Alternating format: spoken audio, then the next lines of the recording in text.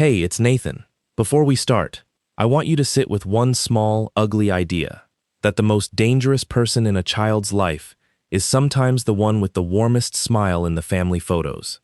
Today's story is about a father named Adrian Vance, a man who measured things for a living, beams, loads, the slow, honest math of why buildings stand and why they fall. He believed numbers didn't lie, and that belief is the only reason his daughter is alive today. It begins with a voice note he should never have had to hear. 6 seconds of a little girl whispering in the dark. And it ends in a courtroom where the people who took her learned that you can hide a child from the world, but you cannot hide her from physics.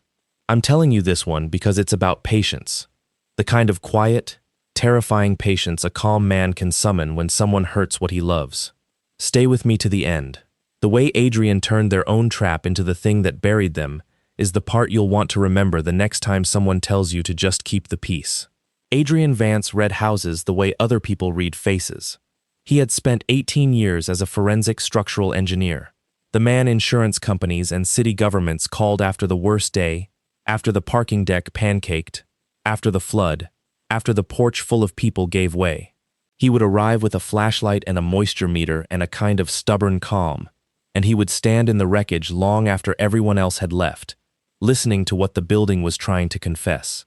Cracks had grammar, stains had dates. A house, he liked to say, keeps a more honest diary than the people who live in it.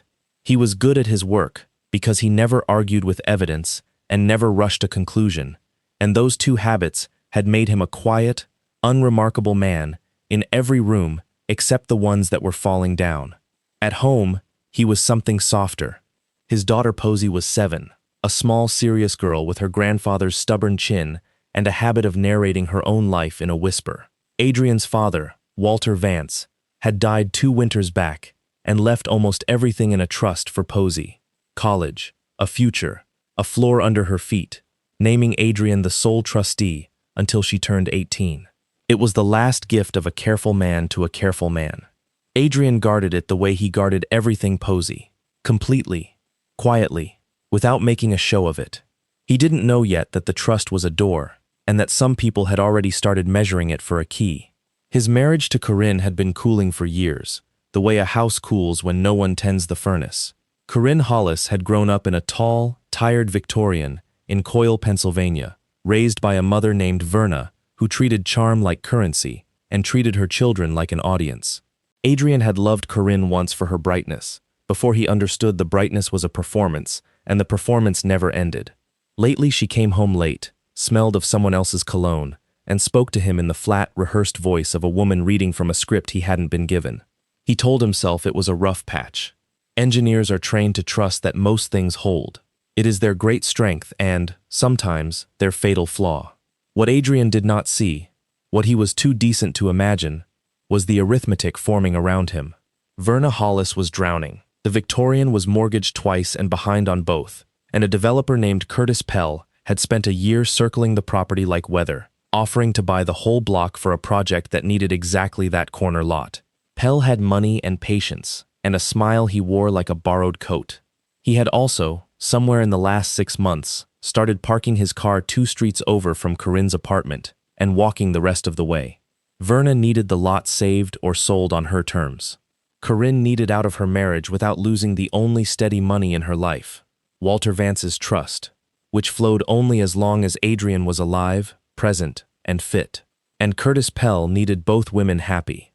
3 problems, the kind of people who solve them with a child, and one inconvenient man standing in the middle, trusting that things hold. The job that took Adrian away came in on a Monday, a collapsed parking structure 4 states south, a death involved. The kind of assessment that couldn't wait and couldn't be done remotely. He would be gone a week, maybe more. Corinne offered, almost too smoothly, to take Posey to stay at Verna's house for the summer days he'd be away. Fresh air, cousins, the garden. And after that, she said, Posey was signed up for a week at Camp Tyndall, the same lakeside camp half the kids in Coyle went to. Adrian hesitated. He never liked that old house, with its sealed-up basement he himself had once flagged as unsafe. But Posey loved the garden, and Corinne had the paperwork ready, and he was exhausted, and he said yes. He kissed his daughter on the crown of her head and told her he'd call every night. He kept that promise for exactly 2 nights before the calls stopped being answered. He told himself the silence was nothing. Bad signal at the lake.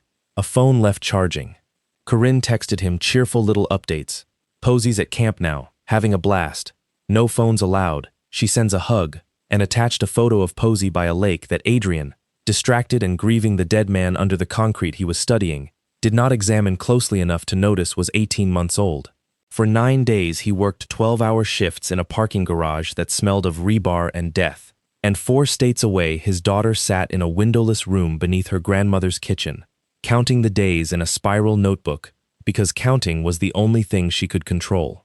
She had found something down there. An old tablet of Adrian's, left charging in the corner after a basement flood 2 years before, still tied to the house's groaning Wi-Fi. She was 7, but she was Walter Vance's granddaughter, and she was patient too. On the 10th morning, while the adults upstairs were busy, and the basement door had been left unlatched in someone's careless hurry, the tablet found 1 bar of signal. Posey recorded 6 seconds in a whisper, and sent them to the only number she knew by heart.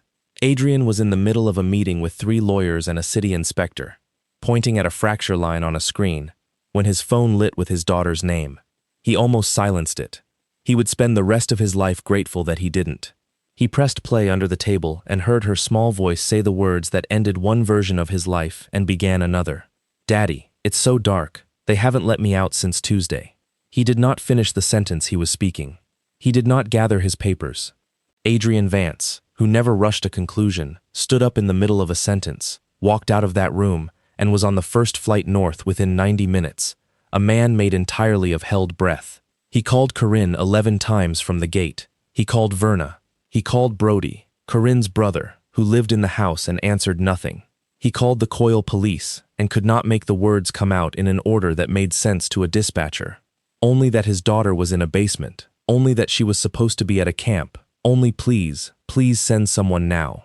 Somewhere over Virginia, while his phone was dark and useless in his pocket, a neighbor in Coyle finally called about a child's voice screaming through a basement window grate, and the first cruiser rolled up to the tall, tired Victorian. When Adrian's rental skidded to the curb that evening, the street was already strobing red and white. 2 ambulances, 3 police cars, neighbors in a loose, horrified ring on the lawn. He left the car door open and the engine running and ran, and a paramedic stepped directly into his path with both hands up. A young man with a steady voice trained to stop exactly this kind of running. Sir, stop. Are you the father?" Adrian heard himself say the only thing left in him. "Where is she? Where is my daughter?" The paramedic's eyes went down, just for a second, the way people's eyes go down when they are choosing words. "She's alive. She's stable. She's going to the hospital right now." A breath. "She'd been down there 9 days. Sir, we did the math from the room. Your wife told us she was at camp." Then the paramedic did something Adrian would replay for years. He reached into the chest pocket of his jacket and took out a small, water-warped spiral notebook, the kind you buy 3 for $1, and pressed it into Adrian's hands. She wouldn't let go of this for anyone. She kept saying give it to her dad, only her dad.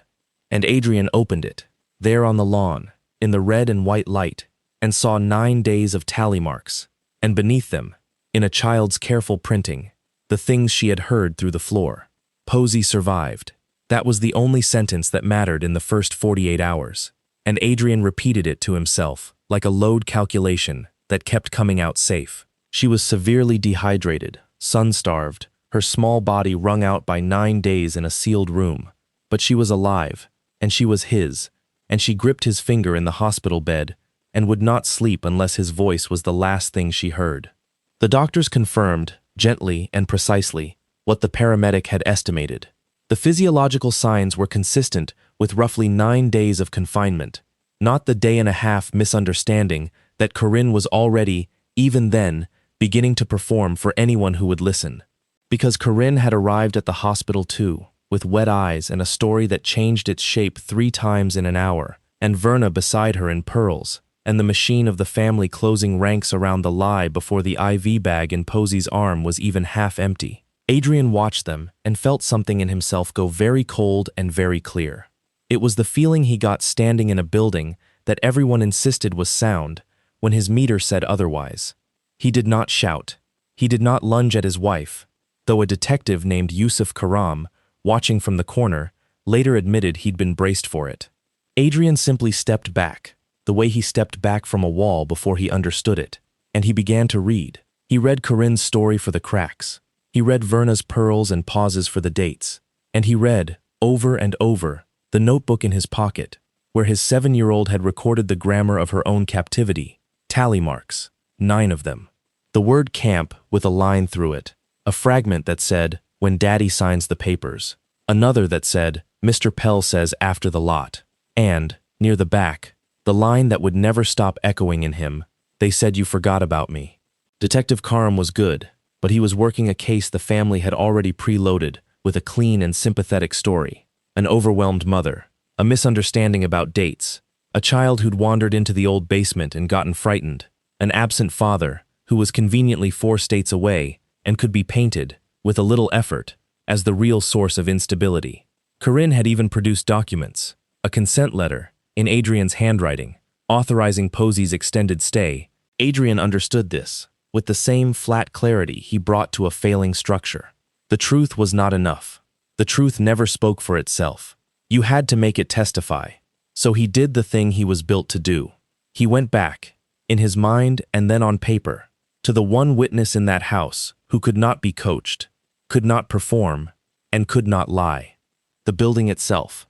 And Adrian Vance knew that building better than anyone alive, because 2 years earlier, after a storm flood had filled Verna's basement to the 3rd stair, it was Adrian who had pumped it out, dried it, and tried to make the illegal little room down there survivable. He remembered every inch of it. And he remembered, with a slow rising in his chest that felt almost like hope, exactly what he had left running in the dark.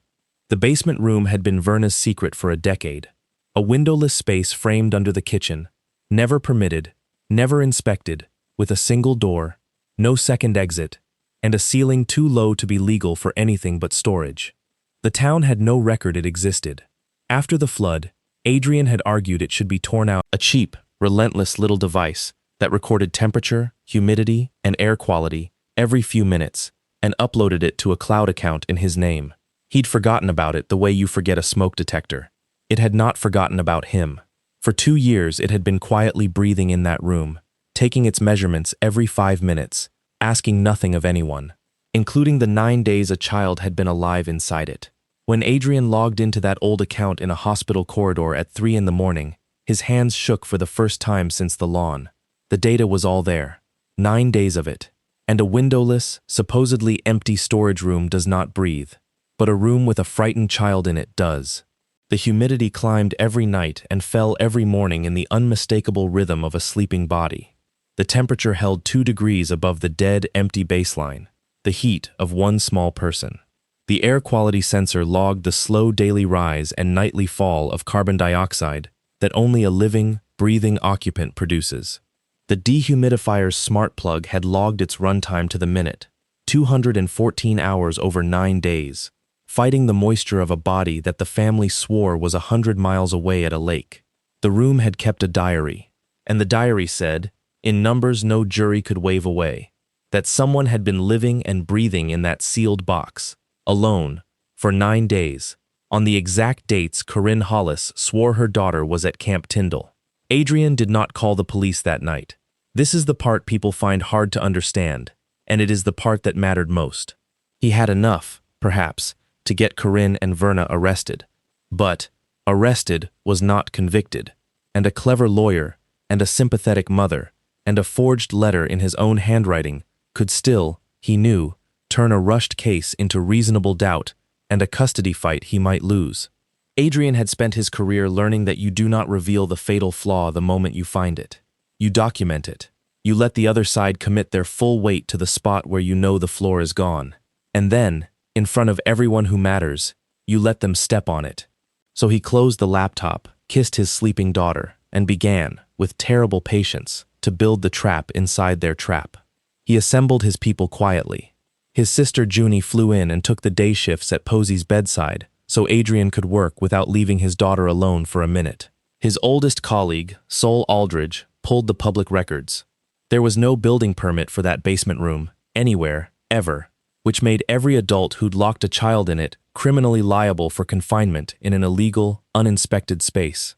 And Adrian hired Naomi Frost, a family attorney with a forensic streak and no appetite for losing, who listened to the whole thing without blinking, and then said the sentence Adrian needed to hear. Then we don't stop them from filing. We help them feel safe. We let them swear to every word of it under oath. And then we hand the judge the building's testimony. Naomi understood what Adrian understood. The strongest move was not to swing first. It was to let them swing, fully, publicly, and miss into the truth. Camp Tyndall was the first quiet brick Adrian pulled out of their wall. Naomi's office requested the camp's enrollment and attendance records for the relevant weeks. A simple, boring document request.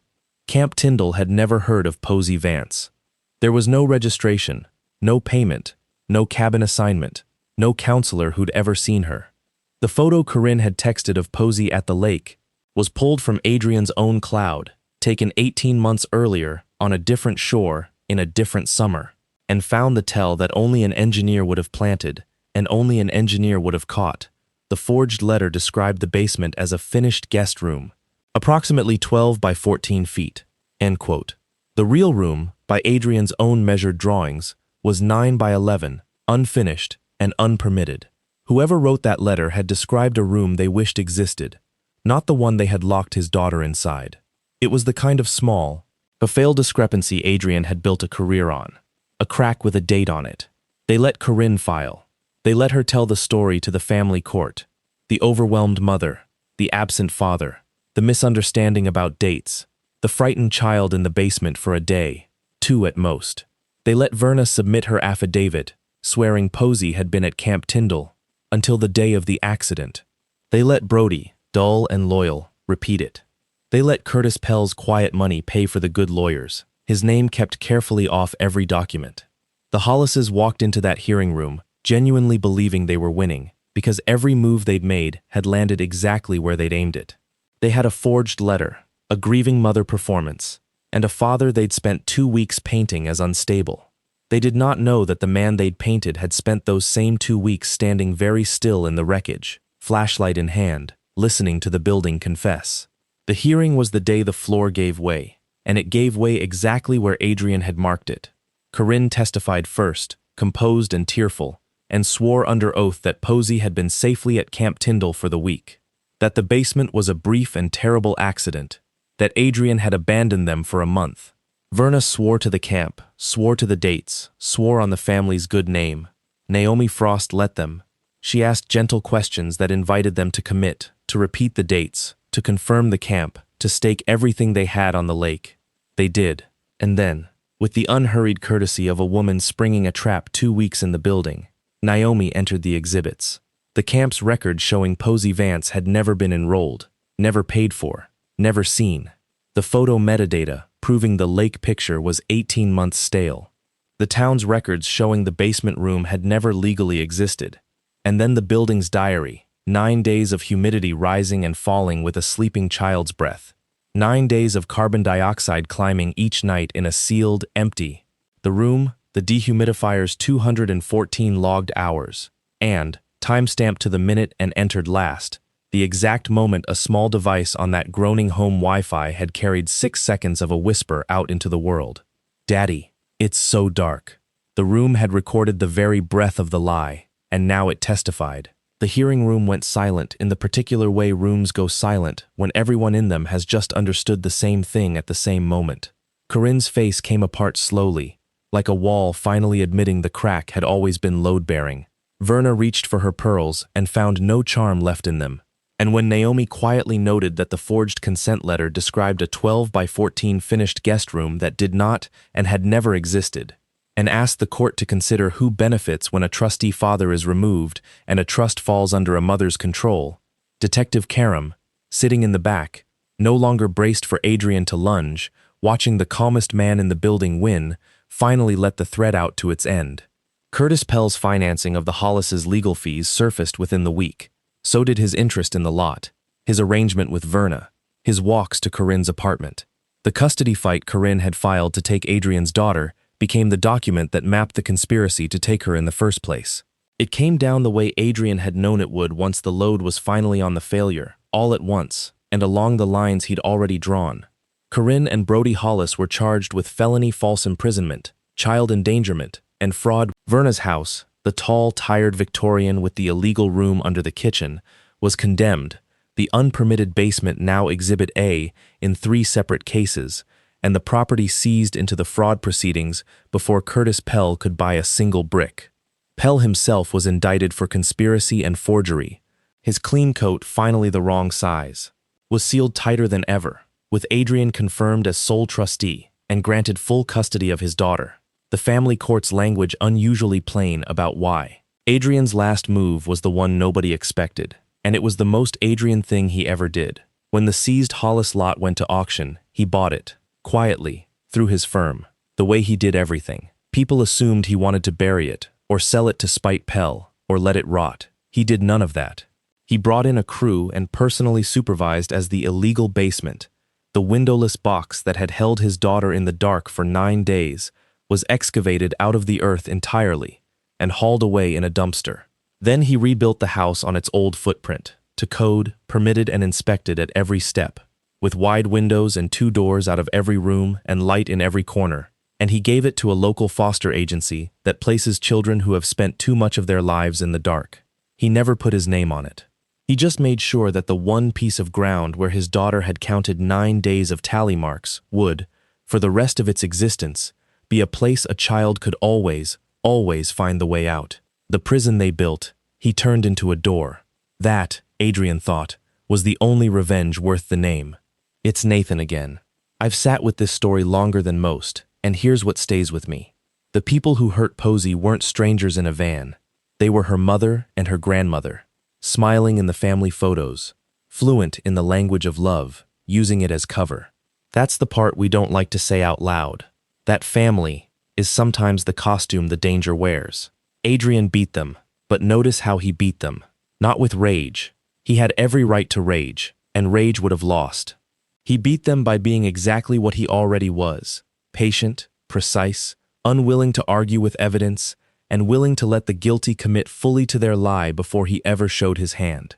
He trusted the one witness that cannot be charmed or coached or bought, the cold, honest record of what actually happened. There's a lesson under the drama, and it's not really about basements. It's that the calm person is not the weak person. Quiet competence, aimed and patient, is one of the most powerful forces on earth, and the people who mistake your kindness for softness are the ones who never see the floor give way until they're already falling through it. If you take one thing from Adrian Vance, take this: document everything.